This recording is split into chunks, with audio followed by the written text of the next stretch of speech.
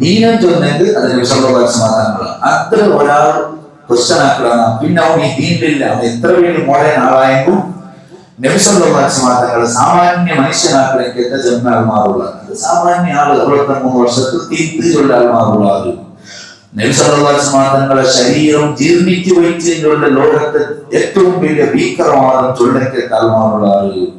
നബി സല്ലല്ലാഹു അലൈഹി വസല്ലം സാമാന്യ അറബി ബാലക്കാത്തൊന്ന് പ്രസംഗിച്ചേക്കാൾ മാറുള്ളത്.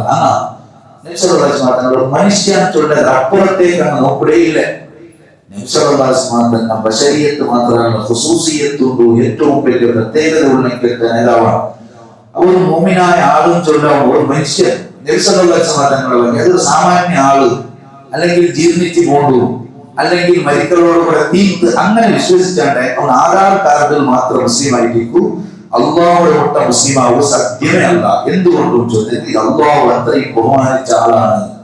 ആ നബി സല്ലല്ലാഹു അലൈഹി വസല്ലം വഫാത്ത് ആയിട്ടില്ല, ഞങ്ങളെ മുന്നലെ ഹയാത്തുണ്ട്. ഇന്നലെ നാം വഫാത്തിനെ പറ്റി ചൊന്നെ